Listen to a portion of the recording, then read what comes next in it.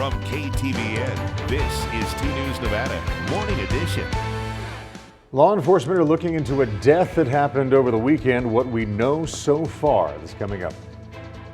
Reno firefighters rescued 2 women from the Truckee River. The department's advice to anyone who's thinking of floating the river is straight ahead. 55 degrees walking out the door, but a warm day ahead. Could be breaking records later this week. We've got more details after a few stories. Good morning and thank you for starting your Tuesday with us. I'm Kyle Louder. And I'm Faith Justice. So glad to be with you this morning.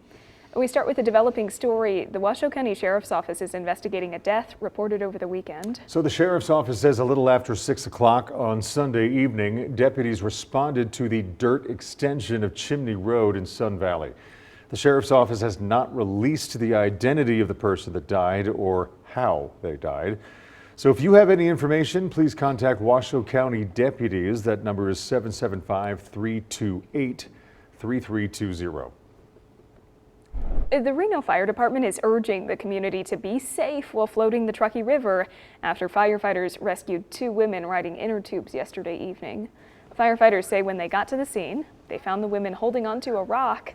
Neither of them were wearing life jackets. Now, fortunately, no injuries were reported, but RFD is reminding the community to remember that the Truckee River is still very cold.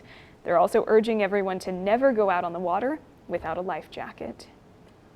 And quick thinking from Reno firefighters may have kept a garbage truck from turning into something bigger. Now, the truck caught fire around noon yesterday off Wheeler Avenue in Midtown Reno. The fire department says because the truck was a compressed natural gas vehicle, the way to extinguish the blaze was a little different than just knocking out a typical vehicle fire. Had the captain not made that decision, had they gone and applied water to that torch of flame that was coming up off the top of the vehicle, it would have hindered the ability of that relief valve to release the pressure that was building up in those compressed natural gas tanks from the trash compartment fire underneath it. Battalion Chief Sean Grady also says that pressure would not have been released. It could have resulted in an explosion. The cause of the fire is under investigation. And in Fire Watch, a blaze that started behind a home in Genoa quickly grew and started threatening surrounding land. The East Fork Fire Protection District says it quickly spread throughout the home, but they managed to put it out before it could expand beyond that. Firefighters say if the blaze had gotten to the surrounding wildland, it could have caused severe damage throughout the area. We're concerned about the wildland, and with the wind conditions that we had and the amount of fire, that was one of our primary concerns. Fire Chief Alan Ernst says the home is unlivable at this time, but everyone inside it was able to evacuate safely. No injuries were reported. The cause of the fire is still under investigation. Containment is improving on the Inn fire burning in Mono County, California. It's currently at 54% contained. So far, it's burned 726 acres. The fire started last Thursday, and the cause is under investigation. And let's check in now with meteorologist Barrett Vinson in our Storm Watch Weather Center. As we've seen these warm temperatures roll in, Barrett, Fire Watch is certainly something on our minds. Yes, Fire Watch is in the forecast with dry conditions continuing. The good thing with that, though, is sunshine. The bad thing with that, the heat wave continues. So buckle up for those warm temperatures on the way. Our neighboring state, California, in the Central Valley is seeing extreme heat watches today with 99 to 109 degrees. We're getting our air from the southwest, same from California. And that's why we'll see those temperatures continue to increase with dry air off the southwest. High pressure cranking up the heat.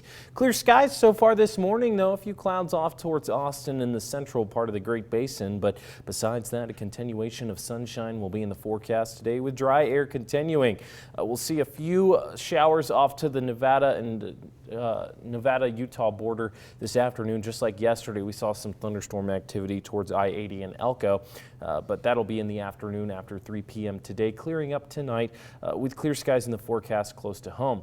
Already seeing those clear conditions this morning with temperatures in the mid-50s, 55 degrees walking out the door right now. Not too bad, but we're warming up from here, seeing upper 80s in the forecast this afternoon. Warmest part of the day right around 5 p.m. and we're only increasing from here. 90s take over tomorrow and get close to breaking records for Friday and Saturday with triple-digit potential. Stay hydrated out there. as we see a continuation of those warm temperatures. If you want to escape the heat, I'd recommend headed up to Lake Tahoe to get those 70-degree temperatures. 70s continue for Tahoe until Thursday before 80s going into the weekend. So definitely escape the heat up at Tahoe this week. Thank you, Barrett. Looking around the world, in England, celebration turned into tragedy at a parade for Liverpool's Premier League soccer championship victory when a car plowed into a crowd, injuring more than 24 people yesterday. British authorities say they have arrested a man who they believe is responsible for the attack. Extensive inquiries are ongoing to establish the circumstances leading up to the collision, that we believe this to be an isolated incident, and we are not currently looking for anyone else in relation to it. Authorities say they are also not investigating the incident as an act of terrorism. And 3 more of the inmates who escaped custody in New Orleans have been captured. Officials say Lenton Van Buren was detained in Baton Rouge, Louisiana, and 2 other inmates, Leo Tate and Jermaine Donald, were arrested in Walker County, Texas. There are now just 2 escapees who are still on the loose. As we've reported, a total of 10 inmates escaped from the Orleans Parish Jail earlier this month. And turning to Crime Beat, the Sparks Police Department is asking for help identifying several people who allegedly stole from a store. Officers say it happened around 1:45 yesterday morning at a business on Greenbrae Drive. The suspects left the scene in a light-colored Nissan SUV. Anyone with information is encouraged to call the Sparks Police Department at 775-353-2231 or Secret Witness at 322-4900. Secret Witness is offering a $500 reward for information leading to their arrests.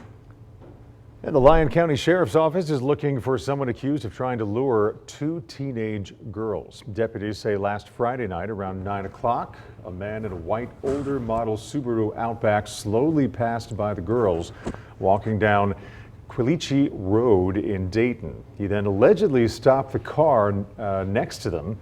He got out, tried talking to them despite the girls telling him to leave. The girls then ran away, but the man followed them in his car.